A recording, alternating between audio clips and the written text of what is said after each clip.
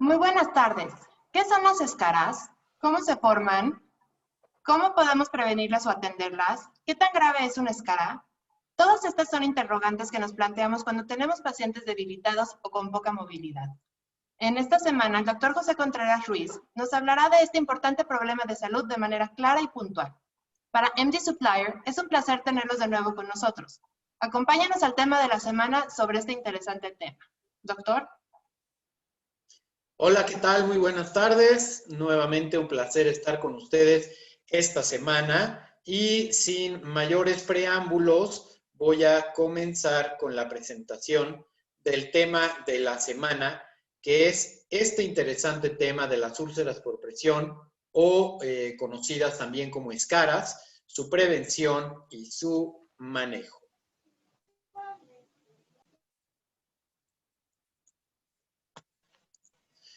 Descargos de responsabilidad. Nuevamente, esta conferencia es gratuita y queda grabada gracias al patrocinio de MD Supplier en su canal de YouTube.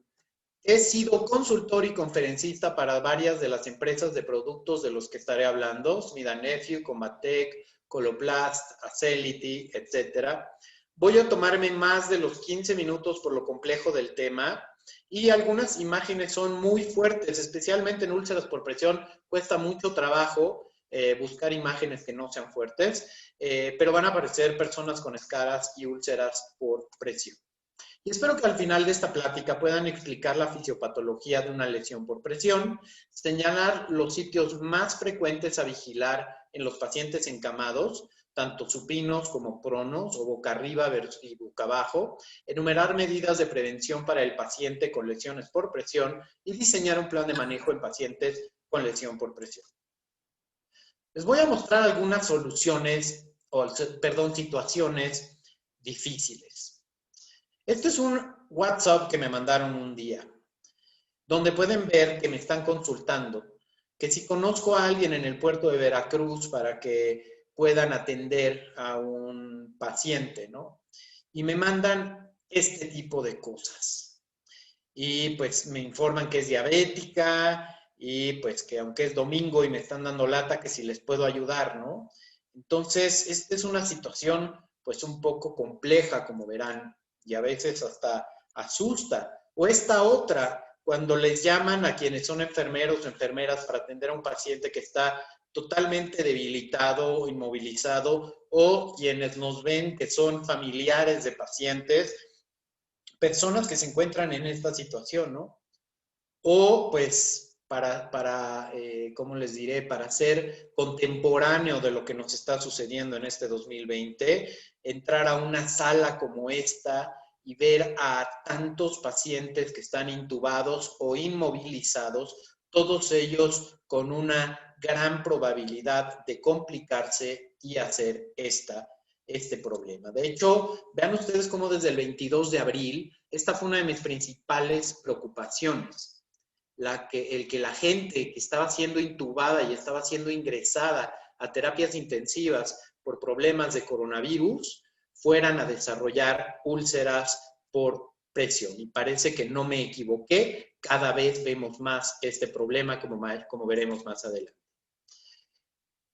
El denominador común de todas estas situaciones complejas es justamente que en todas ellas pueden desarrollarse o ya se han desarrollado lesiones por presión. Y yo les voy a decir, cada vez que yo estaba en mi subespecialidad en Canadá, atendiendo pacientes con heridas, y me decían, doctor, el siguiente paciente es una úlcera por presión, yo ya entraba con taquicardia porque no sabía qué me iba a encontrar. Seguramente los que se dedican al cuidado de heridas saben que cuando les dicen una úlcera venosa, pues uno entra hasta contento porque sabe que el paciente no va a estar tan grave y no le va a ir tan mal. Pero en las úlceras por presión, uno puede encontrarse pacientes a veces con 12, 14 o 15 úlceras por presión y es una cosa muy compleja. Pero espero que después de esta plática puedan ustedes abordar a estos pacientes con menos miedo y menos angustia. Bien, las úlceras por presión también las llama la gente úlceras por presión, escaras por presión, perdón, las lesiones por presión, escaras, llagas o úlceras de decúbito o úlceras por decúbito. Es muy importante entender cómo se forma una úlcera por presión. Si ustedes imaginan que esto es el hueso, como están viendo en esa imagen, y esto de aquí abajo es la superficie, y en medio tenemos músculo, grasa, fascia, a la hora que yo comprimo esa zona entre el hueso y la superficie, estos pequeños capilares que ven aquí en esta fotografía, pues tienden a colapsarse por la presión. Y entonces deja de pasar por ahí sangre, nos quedamos sin oxígeno, sin nutrimentos, los desechos metabólicos empiezan a acumular y ese tejido se daña. Entonces, dicho de otra manera, una úlcera por presión es una úlcera al final isquémica. Y esto es lo que sucede a la hora que aumentamos la presión, esa zona queda sin circulación y ese tejido se muere y se forma finalmente una úlcera. Estos estudios son muy interesantes porque nos muestran que hay otro factor fundamental, que es el tiempo. Si yo les aplico una presión por un tiempo corto y luego la quito, sus tejidos se reperfunden y ustedes no se dan cuenta. En cambio, si yo los mantengo en lugar de 45 minutos en esta conferencia durante 2 horas, van a necesariamente tener que estar cambiando de una nalga a la otra nalga para que justamente sus tejidos no sufran. Y si ustedes estuvieran debilitados y no sintieran, al cabo de un tiempo prolongado, ese tejido ya no se recupera y se forma una úlcera por presión. Sin embargo, la presión no es el único factor. Hay otros factores importantes en el desarrollo de las úlceras por presión. La movilidad, que tanto el paciente es capaz de cambiar de posición, la actividad que puede desarrollar ese paciente, el exceso de humedad sobre la piel que hace a la piel más friable y que más fácilmente se lesiona, la pérdida de la sensibilidad, esto lo vemos en nuestros compatriotas o nuestros amigos que tienen problemas de sección medular o pérdida de la sensibilidad, donde no sienten esta molestia y no cambian el punto de presión y se ulceran. La falta de nutrición o la desnutrición puede generar también úlceras por presión y, por supuesto, las fuerzas de fricción y desgarre. No vamos a hablar a profundidad de todo esto porque nunca acabaríamos. Las úlceras por presión es un tema muy extenso, pero sí podemos ver qué podemos hacer por las personas que tienen riesgo o que ya tienen una úlcera por presión. ¿Dónde son los sitios donde más frecuentemente se localizan las úlceras por presión? Bueno, aquí pueden ver en un adulto cómo las zonas más frecuentes donde se desarrollan estas úlceras son el sacro y el coxis por mucho, los trocánteres, que son la zona, digamos, de las chaparreras, donde irían las pistolas si estuviéramos en el viejo oeste, los isquion, que son estos huesos que parecen 2 ojos sobre los que nos sentamos, y por supuesto el talón y los tobillos. Entonces, es muy importante que si ustedes tienen un paciente con riesgo de desarrollar esto, un ancianito debilitado, una persona con demencia, estemos continuamente revisando estos puntos en particular. En los bebés también se pueden desarrollar úlceras por presión y recuerden que los niños son más cabezones, como veíamos en la plática pasada de quemaduras. Entonces, el sitio más frecuente de desarrollo de úlceras por presión en los niños es la región occipital, seguido de los talones y del sacro. Y vean por qué el sacro es tan proclive. Vean esta zona de aquí. Aquí está el hueso del sacro y aquí está la piel del sacro. Pues este es el pliegue de los glúteos que ingresa hacia el sacro justamente y esta zona es tan delgada, vean ustedes, que basta un tiempo prolongado de presión elevada en esta zona para provocar daño en los tejidos. Y bueno, hoy tenemos un nuevo problema con esto de la pandemia del coronavirus. Como ustedes saben, los pacientes graves de coronavirus se benefician del estar cambiándolos de posición e incluso tenerlos en posición prona o boca abajo. Y esto ha cambiado muchísimo los sitios donde se desarrollan las úlceras por presión.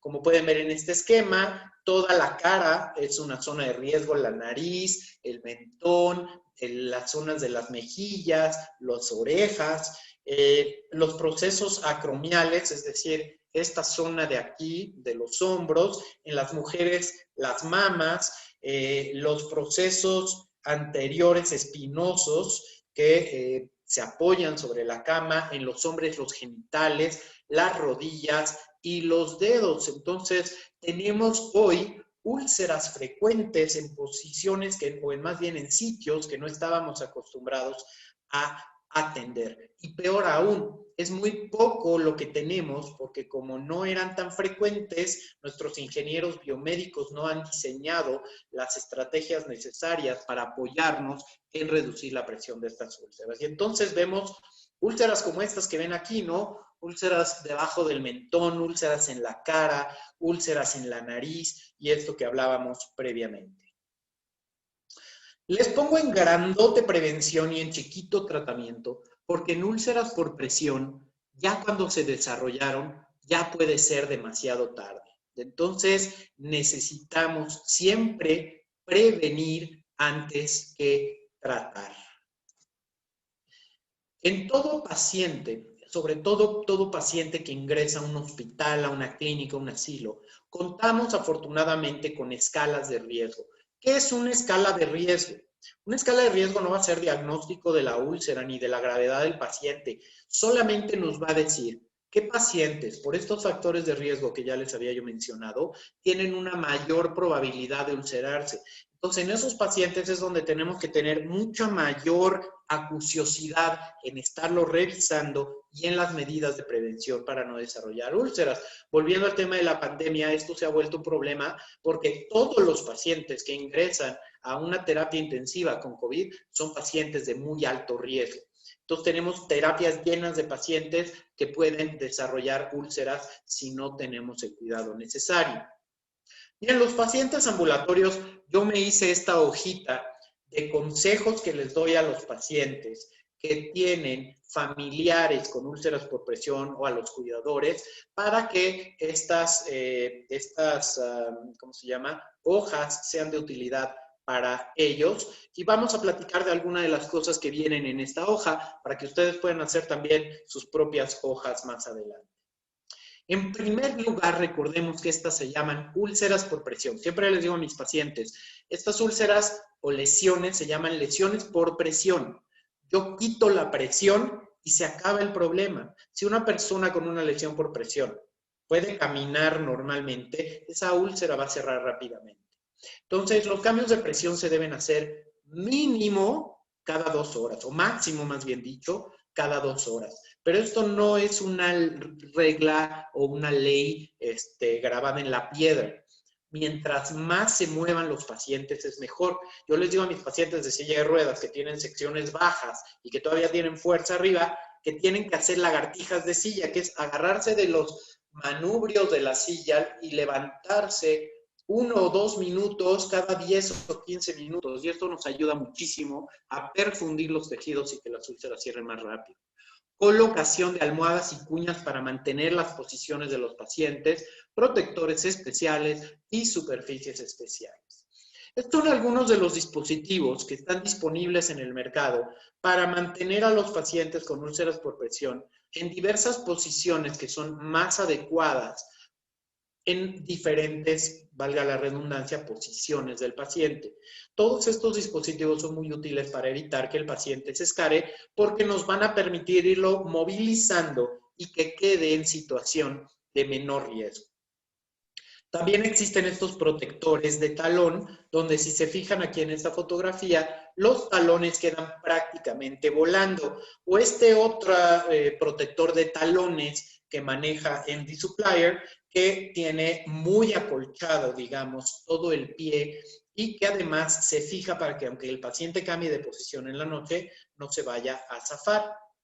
En cuanto a las superficies, nos dicen los metaanálisis de Cochrane que los colchones de espuma de alto grado, los de presión alternante y la salea de borrego pueden ser útiles para reducir la presión, la fricción y aerear y perfundir mejor los tejidos.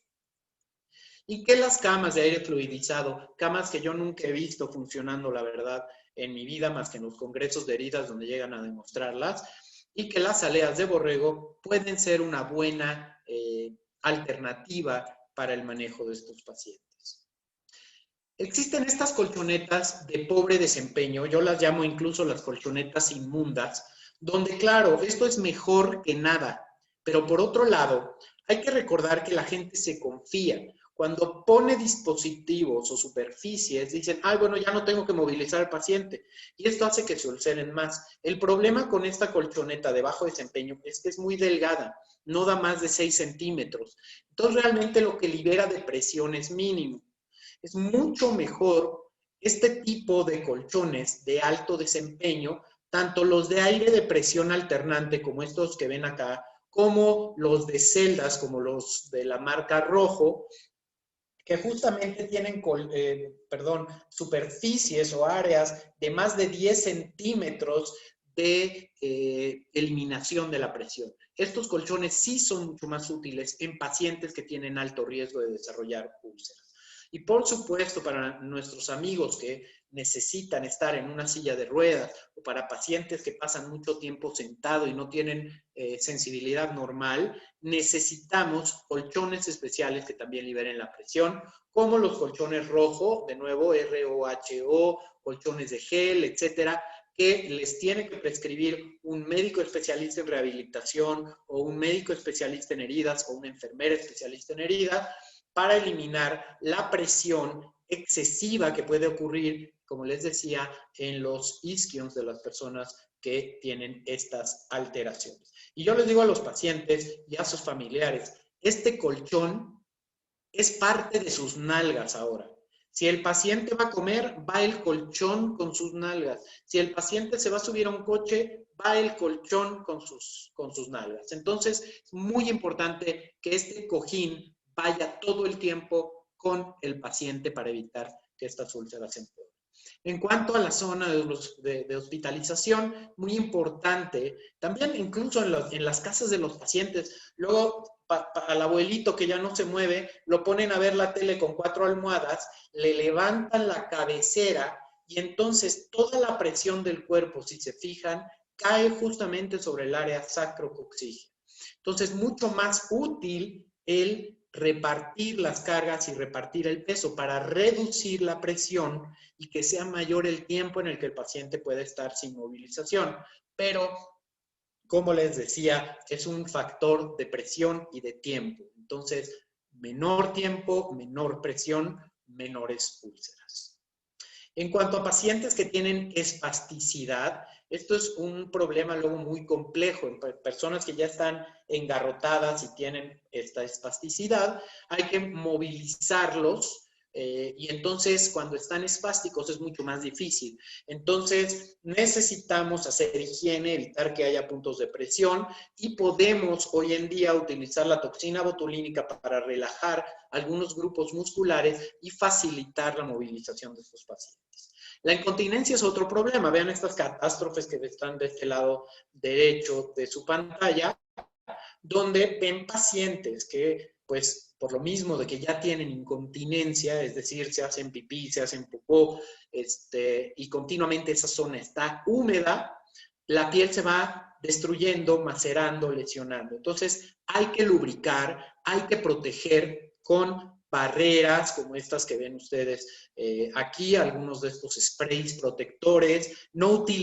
arrancar la cinta, sino utilizar removedores de adhesivo, no son tan costosos y son muy útiles para eliminar las cintas sin causar este tipo de lesiones por arrancamiento de la piel. Hay que procurar que el paciente tenga una rutina intestinal, cambios de pañal y tratar las dermatitis.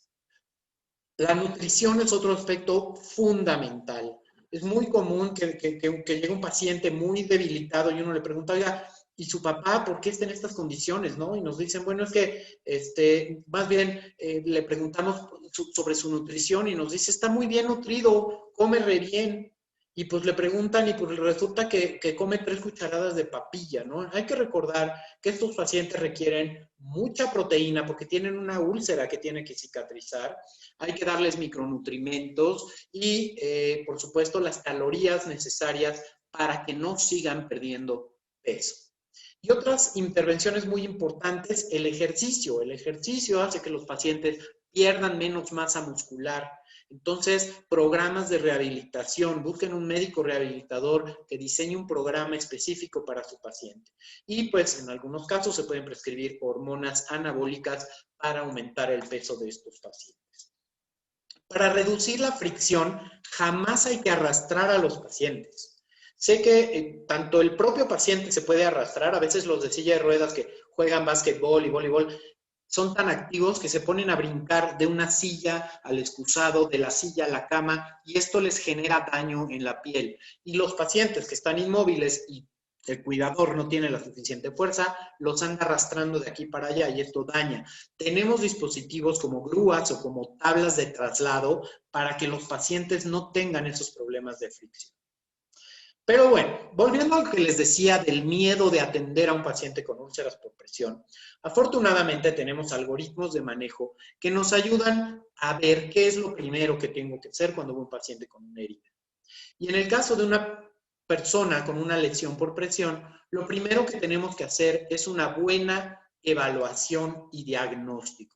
Primero diagnosticar que se trate realmente de una úlcera por presión y luego hacer una buena evaluación del paciente de cabo a rabo, historia clínica, exploración física, preguntar qué otras enfermedades tiene el paciente, tanto el por qué está inmóvil como qué otras enfermedades tenía antes de estar inmóvil y medicamentos que afecten la cicatrización, por supuesto lo que les decía, escalas de riesgo y estar reevaluando a estos pacientes. Y documentar, esto es importantísimo, sobre todo para mis colegas que están en los hospitales, hay que estar documentando las lesiones. Infinidad de veces he tenido que ir a defender a la Comisión de Arbitraje Médico personas que han desarrollado una úlcera por presión, llegan al hospital, se mueren, y el hospital nunca documentó que ese paciente tenía una úlcera por presión. Y a veces es hasta la causa de muerte de la persona. Entonces, muy importante documentar. Bien, tenemos que clasificar las úlceras. Hoy por hoy, esta es la clasificación que tenemos. Se basa en la profundidad de los tejidos afectados. Tampoco me voy a meter al tema de la clasificación. La pueden ustedes consultar en muchas áreas, pero básicamente, como les digo, se basa en la profundidad de qué tan dañado están los tejidos hacia abajo. Bien, una vez que hicimos la evaluación y diagnóstico del lado derecho, podrán ver que tenemos determinar los objetivos. Súper importante en úlceras por presión, preguntarnos cuál es la meta o cuál es el objetivo de tratamiento en este paciente.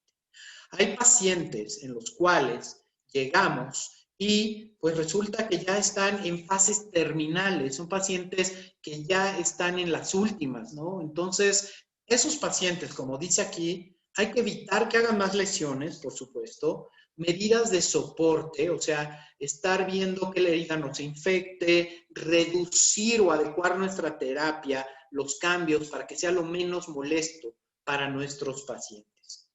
Y entonces recordar que incluso estas úlceras pueden ser un dato o una alarma de que el paciente está pronto a fallecer. Kennedy describió la úlcera de presión de Kennedy en pacientes que aparecían en horas y que horas después el paciente fallecía. Y probablemente se desarrolle se relacione mucho a este concepto de la insuficiencia cutánea aguda. O sea, no hay razón para pensar por qué en un paciente que tiene falla orgánica múltiple o que está muy grave de muchos órganos y sistemas, no puede estar igualmente grave de la piel.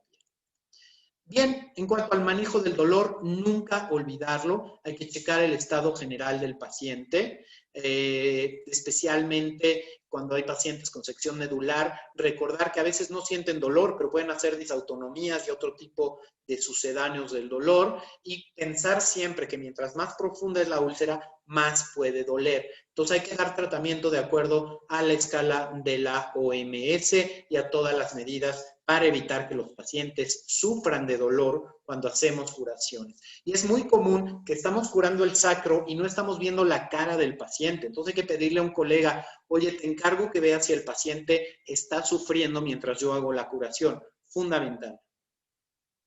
Bien, para tratar la causa, pues básicamente lo que vamos a hacer es lo que hablamos en la parte de prevención. Reducir la presión, mejorar la movilidad, proteger, nutrir, rehabilitar, etc. Al eliminar estos factores causales, la úlcera tiene que mejorar. Y esto es lo principal. Muchas veces cuando me dicen los pacientes, doctor Contreras, ¿qué le puedo poner a esta herida? Le digo, a esa herida no hay que ponerle, hay que quitarle la presión para que pueda cicatrizar. Bien, vean cómo hasta este momento, básicamente el manejo se ha enfocado al tratamiento de la causa, a la prevención, y hasta este momento de la charla es que me voy a enfocar a qué vamos a hacer con la herida de manera local. Lo primero es que tenemos que desbridar todo el tejido necrótico. Hay condiciones en las que esto no se va a hacer, particularmente cuando haya isquemia. Esto quiere decir falta de circulación. Nunca quitaremos tejido de zonas donde falta la circulación, a menos que haya una infección tan grave que amerite quitarlo. Pero si la herida está estable y el paciente está isquémico, la escara se puede quedar ahí porque no le queremos hacer un daño mayor al paciente. Existen muchos métodos de desbridamiento, quirúrgico, hidroquirúrgico, ultrasónico, etc. Vamos a hablar de algunos de ellos. El quirúrgico es el más utilizado. Consiste en tomar un instrumento cortante, en este caso una tijera y una pinza, y eliminar todo el tejido que está muerto para exponer el lecho que está viable o vivo. Aquí pueden ver una herida que vi ayer, justamente en la tarde, llegó con esta úlcera por presión, teníamos gran cantidad de esfacelo. Te voy a decir algo, Celina, las cosas las tienen que arreglar, yo digo que con... Por ahí Edith tiene su micrófono prendido, se lo encargamos. Y este esfacelo tejido necrótico, con una pinza y una tijera, lo recortamos siempre con cuidado y recordando que hay riesgo de sangrado cuando hacemos desbridamientos quirúrgicos. Existe el hidroquirúrgico, que es una cortadora de agua, donde permite hacer desbridamiento más tangencial de lo superficial a lo profundo, poco práctico en cavidades, pero muy útil para heridas superficiales que queremos desbridar. El problema es que tiene un costo elevado. También tenemos el ultrasónico, que son estas burbujas por cavitación que se colapsan en contacto con el tejido y liberan energía desprendiendo el tejido y lavando la superficie de la herida de bacterias. El desbridamiento mecánico, que va desde el pase de una gasa sobre la superficie de la herida o de alguno de estos productos como los de Lohmann y Rauscher, que es una gasa abrasiva que elimina el tejido necrótico y el esfacelo, hasta los chorros de agua o algunas otras modalidades. La larvaterapia, que es el tema de la próxima semana, no se lo pierdan, que es el desbridamiento con organismos vivos. Utilizamos larvas estériles de grado médico, las cuales las ponemos en la herida, van y se comen solo lo que está muerto sin afectar el tejido vivo y dejan la herida perfectamente limpia. Aquí vemos una úlcera por presión que estaba cavitada hacia el escroto del paciente y entonces lo que hicimos fue colocar las larvas para que entraran, limpiaran todo y nos dejaran la herida perfectamente limpia para pasar a las siguientes fases de tratamiento. El desbridamiento enzimático autolítico tiene dos variantes, o autólisis también le llamamos, o desbridamiento autolítico.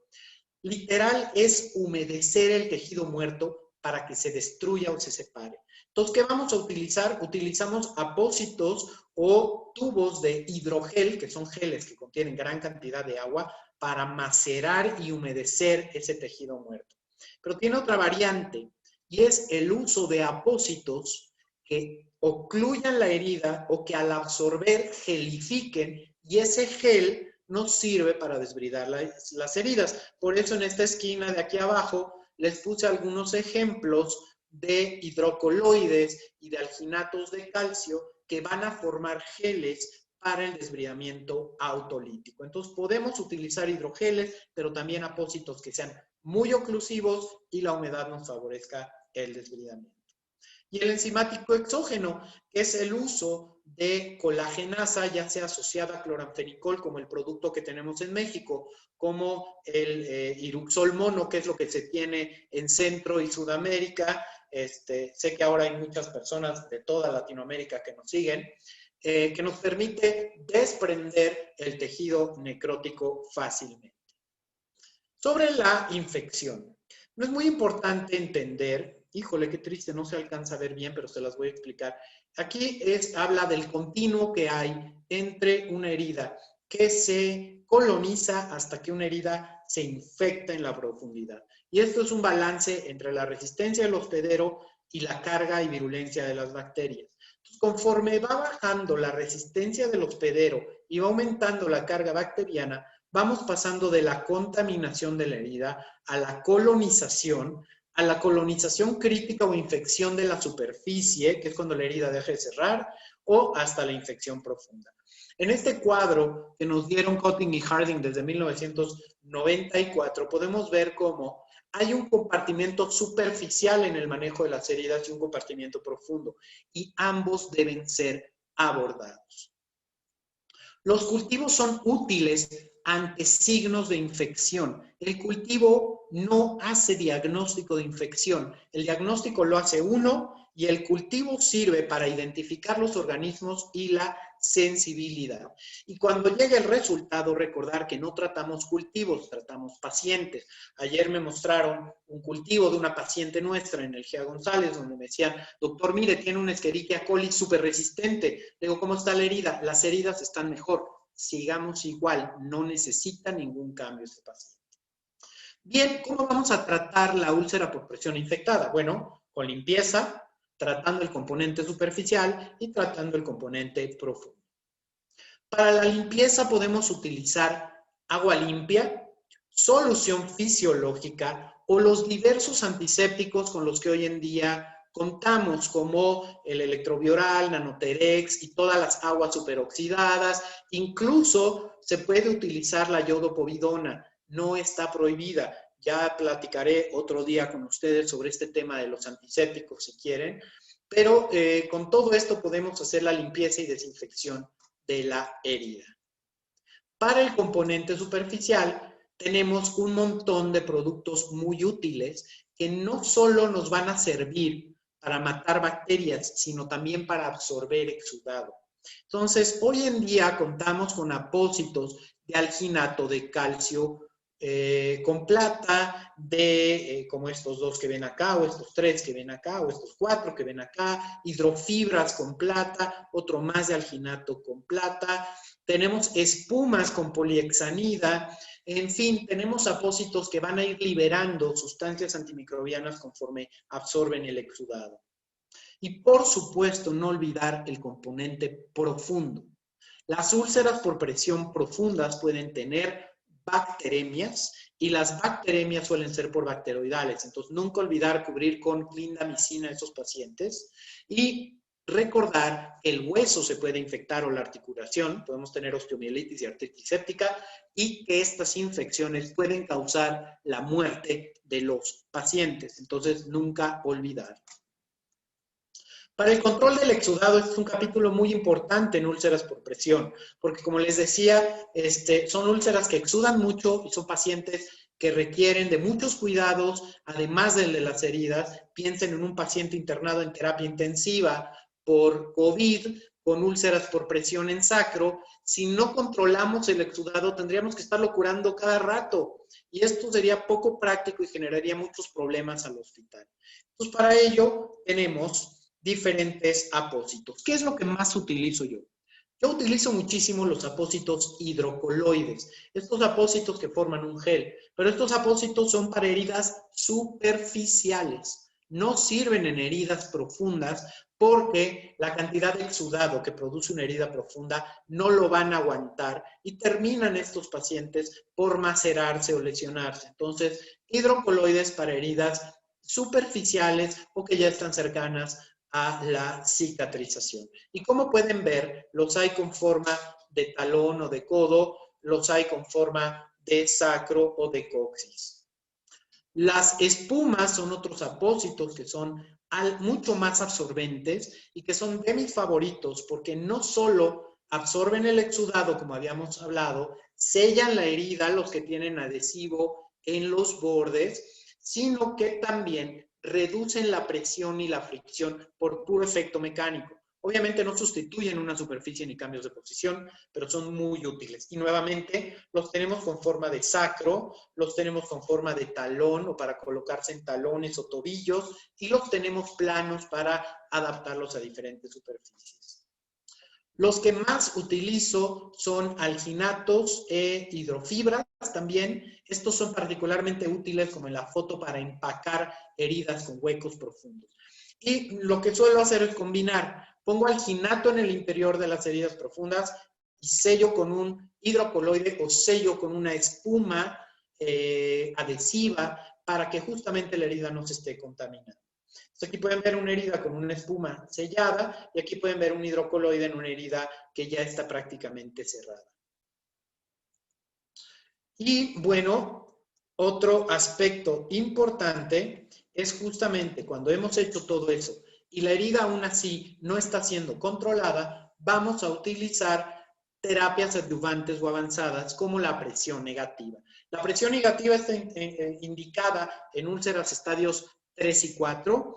Hay que desbridar completamente la herida, está respaldada por los estudios y nos va a permitir simplificar el área que se tiene que reparar o reconstruir.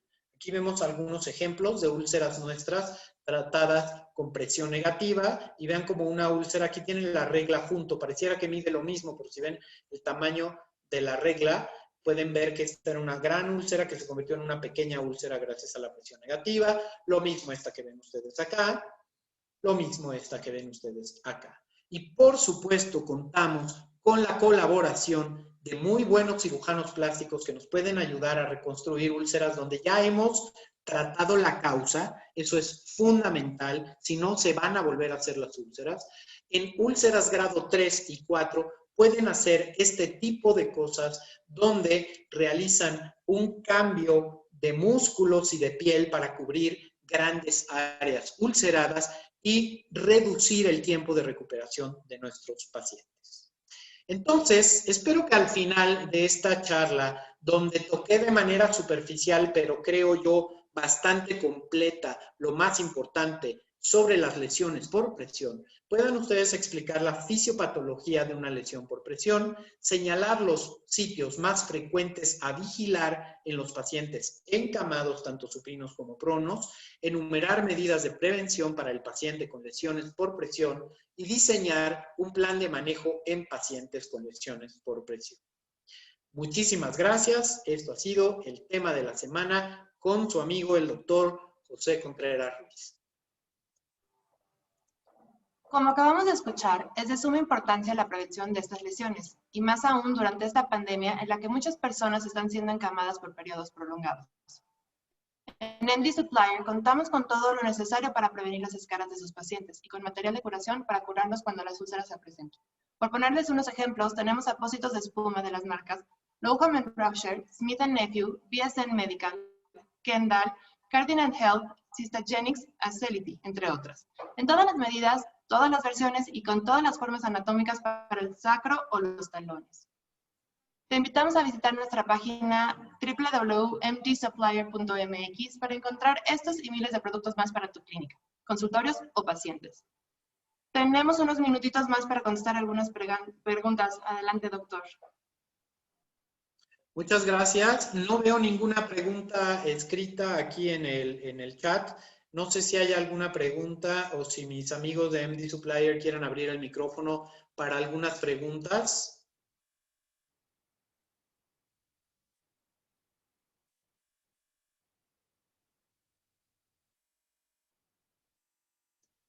Bien, me están informando de MD Supplier que hay una pregunta por nuestros amigos que nos siguen en Facebook y en otras redes sociales, me imagino, porque me pusieron redes sociales.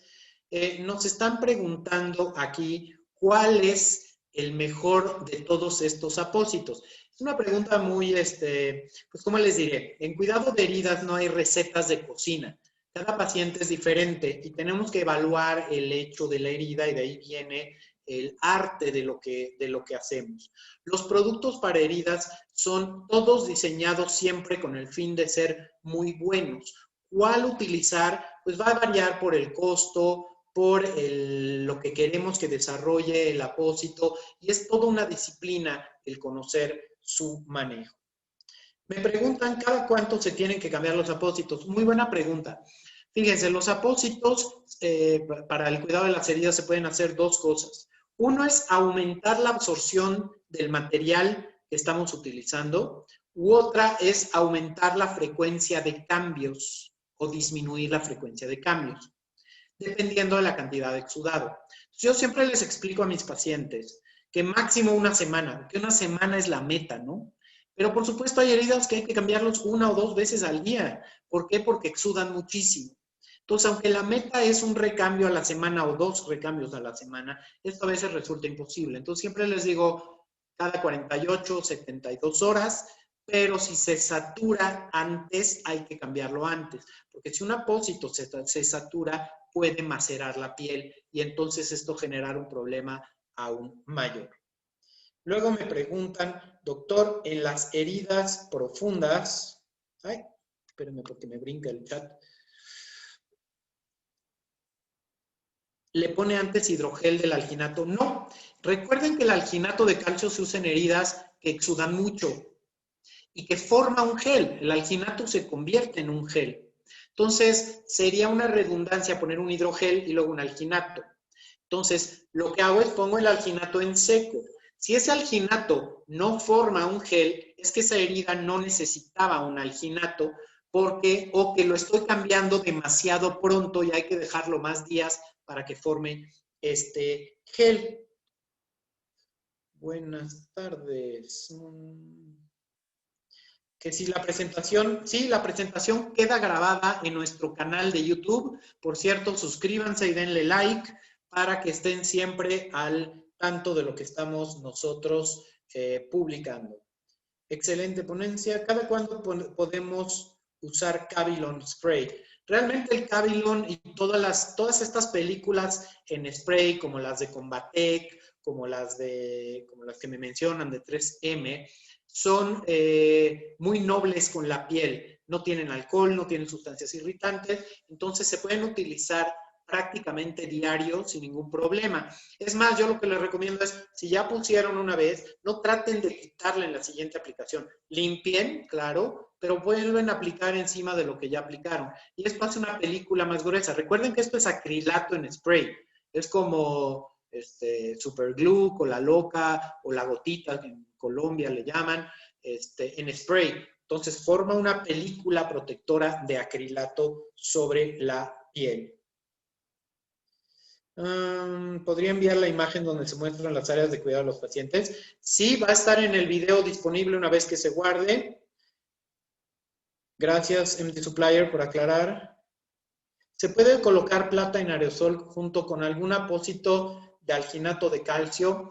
Sí, los apósitos de alginato de calcio con plata ya lo traen. Entonces sería una redundancia hacerlo. Pero si ustedes o el paciente no tiene dinero y tienen ustedes un spray o una sustancia con plata más barata que colocar en el lecho de la herida y encima poner el alginato, se vale. No es lo ideal, no funciona igual, pero es una práctica que se puede utilizar.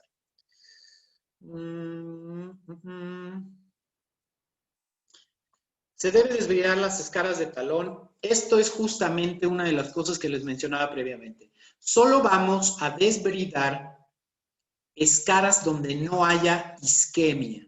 Entonces, los talones, cuando se necrosan, pueden ser un dato de baja perfusión tisular. Entonces, ¿se pueden desbridar? Sí se pueden. si garantizan que esa perfusión en esa zona es perfecta. Si no hay perfusión, es una pésima idea, siempre y cuando no haya infección. Ese es el gran if o el gran sin embargo, ¿no? Cuando ustedes tienen un talón que está infectado, aunque esté isquémico, la isquemia del talón no va a matar al paciente, pero una infección grave del talón sí lo puede matar. Entonces hay que desbridarlo. ¿Y con qué se desbrida o con qué se anestesia? Depende del paciente. Hay pacientes que ese talón está tan necrótico y su neuropatía o su sección medular tan avanzada que no hay que hacer mucho para evitar el dolor. Hay pacientes que tienen dolor terrible y no les van a permitir hacer ese desbridamiento si no es con anestesia general. Entonces dependerá de cada paciente. Después de...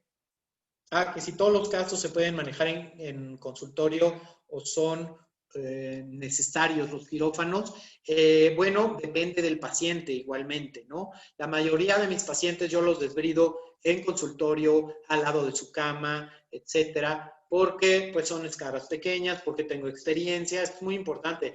A lo mejor la semana que entra que hable de larvaterapia hablamos un poquito más sobre desbridamiento, pero hay que tener mucho cuidado al desbridar y tomar en cuenta muchos factores. Después de... Ay, me brincan las preguntas. Perdón si me brinco alguna. Las pueden escribir si no se las contesto en YouTube y yo me encargo de meterme a YouTube a contestar sus preguntas. Después de aplicar los apósitos, un alginato, por ejemplo, requiere un vendaje. Depende de la zona. Yo, por ejemplo, soy enemigo de los adhesivos si no son estrictamente necesarios. Por ejemplo, si cubro con una Levin o con un parche el talón de mi paciente, prefiero colocarle un vendaje sin compresión en el caso de que es un paciente delicado en esa zona para sostener el apósito en su lugar que pegarlo con cinta porque la cinta lo puede dañar. Pero en la zona sacrococcígea, donde me preocupa muchísimo que se vaya a manchar con materia fecal o con orina, por supuesto que mi primera opción va a ser un apósito adhesivo que selle bien esa zona para que no se manche con orina o con heces fecales, ¿no? Todos los casos son tratables en consultorio, este ya lo habíamos visto. En el caso de una flictena, lo ideal es extraer el seroma y dejar la epidermis, pero si la epidermis se desprende, recortamos el techo de la ampolla y colocamos un apósito adecuado, no pasa nada. Los materiales están disponibles en MD Supplier. Mis amigos de MD Supplier seguramente les pueden compartir la liga. El tratamiento de ozono es un tratamiento muy controvertido porque los protocolos de aplicación de ozono son muy diferentes y porque, bueno, sabemos que el ozono es un excelente antimicrobiano. Entonces, ¿puede utilizar para el tratamiento de heridas infectadas? Sí, pero luego lo aplican intrarrectal, inyectado, y ahí ya caemos en terrenos donde la evidencia no es tan buena. Y en cuidado de heridas es muy importante buscar los estudios controlados que nos muestren que las terapias realmente funcionan. ¿Qué otra pregunta hay por aquí? Mencionó usted que la meta es una semana, pero en esta semana alimenticio específico. Sí, claro, la meta de una semana no me refiero a cerrar una herida. Una úlcera por presión va a tardar meses en cerrar. Es raro que cerremos una úlcera por presión rápidamente, a menos de que haya sido un paciente que estuvo internado, hizo la úlcera y luego ya se levanta, camina y hace su vida normal. Son pacientes que van a tardar mucho tiempo en cicatrizar. Entonces, a lo que me refería de la meta es un recambio a la semana, es de los apósitos. Entonces, por supuesto que esos pacientes tienen que llevar una nutrición especial. Tenemos que darles muchas calorías, muchas proteínas y muchos micronutrimentos, como mencionaba previamente en mi plática. Las soluciones antisépticas para limpiar la herida son recomendables, las que tienen pH neutro. Miren, las soluciones para la limpieza de las heridas, el metaanálisis de Cochrane, que es como la máxima autoridad en evidencia médica, dicen, no hay un estudio que demuestre que uno es superior a otro.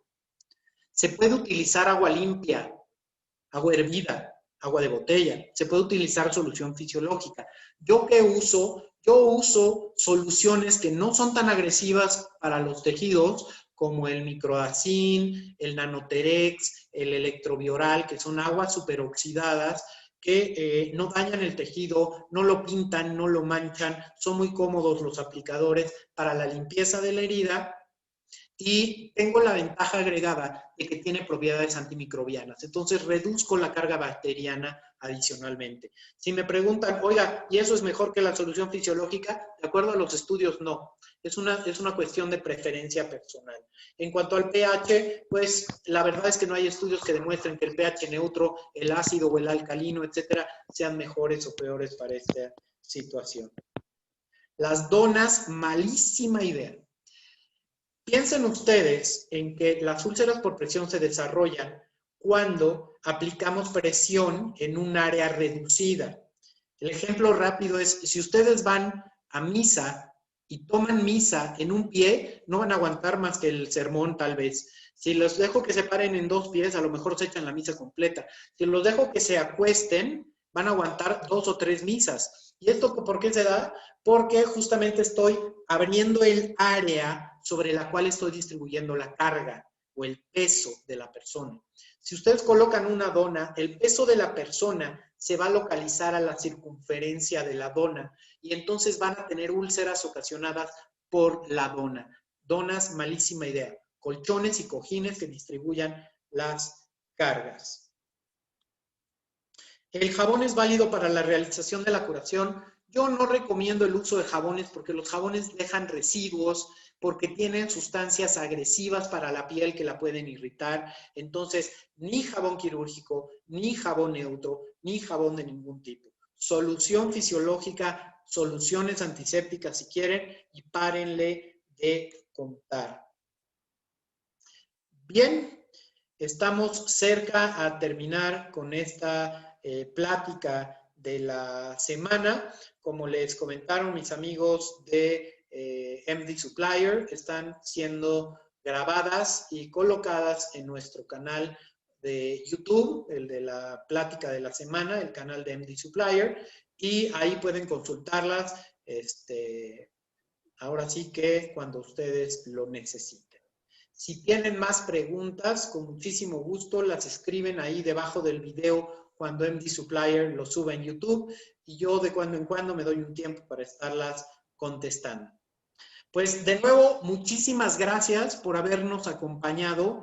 Ha sido un placer el que me hayan permitido entrar hasta sus celulares, computadoras, en sus hogares, en sus lugares de trabajo, para platicar del tema de la semana. Y los invito la semana que entra con el interesantísimo tema de desbridamiento de heridas con el uso de la larvaterapia. Y como les mencioné en esta plática, voy a tratar de abordar también un poco más sobre el desbridamiento general de las heridas. Muchísimas gracias. Soy su amigo, el doctor José Contreras Ruiz. Hasta la próxima semana.